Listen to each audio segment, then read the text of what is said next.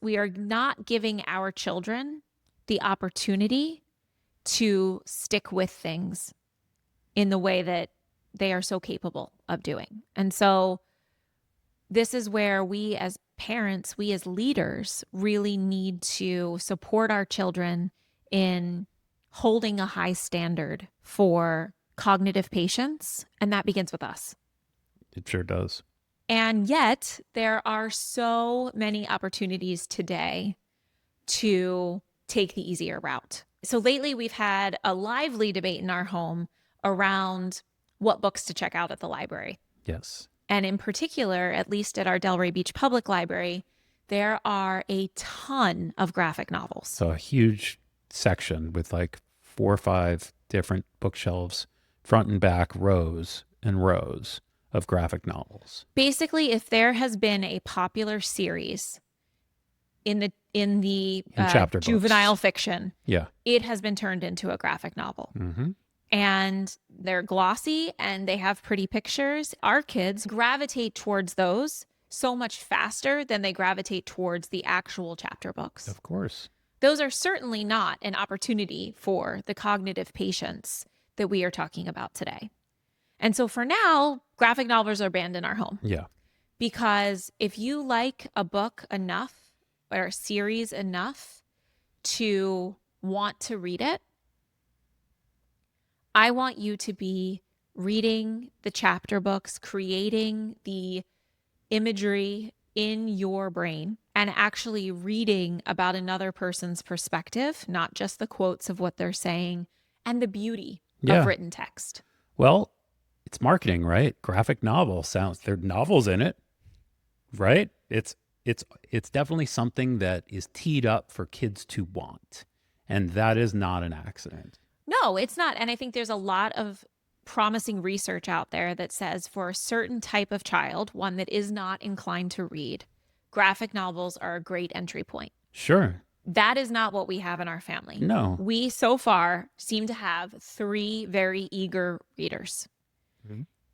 And what that means is that they can fly through 6 graphic novels in a day and be incredibly stimulated by what they have seen from a visual processing standpoint and what they are trying to ingest from a dialogue standpoint, right? Yeah. And so we've been asking this question around, like, what are you actually trying to achieve? If you really want to immerse yourself in the world of Wings of Fire,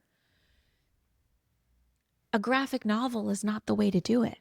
A graphic novel is a way to speed through and only get a tenth of the dialogue, of the context, of the imagery, of intonation, which is completely lacking, other than, you know, an exclamation point or an italics. And what we find is that we have hyped up children who think that they have conquered something when really they've just created this very surface level understanding of a world where they could go so much deeper. It's like they're watching a screen.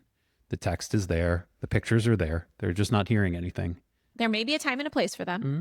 I don't want to throw the baby out with the bathwater. However, in the context of building cognitive patience, I don't see a place for graphic novels in our family home. Agreed. I will label them remedial fiction. I will label them cotton candy for your eyes. There we go.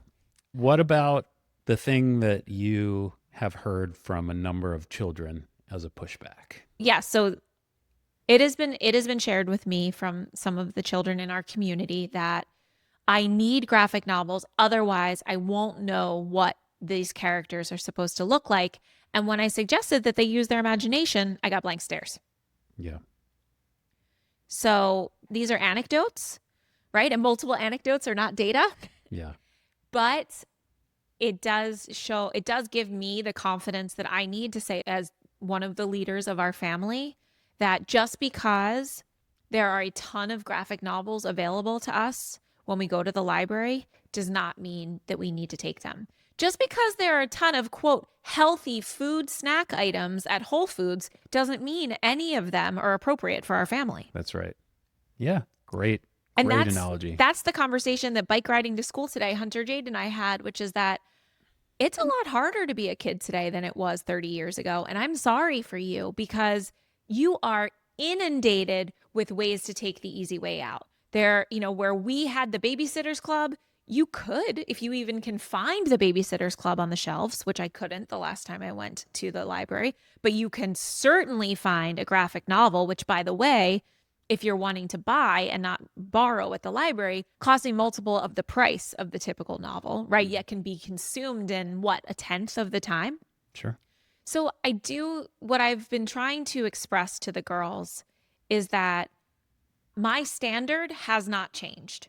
Just because the denominator of what is publicly available has increased in the amount of crap that is out there, I'm still going to direct you towards and focus your opportunities on the things that meet our standards. Yeah. We have to play a lot of defense. Like, these are packages that are sold to parents just as much as to the kids. The kids want them because they're, easy on the eyes, and you don't have to use your imagination. But in all these cases, it's ours to decide what gets through.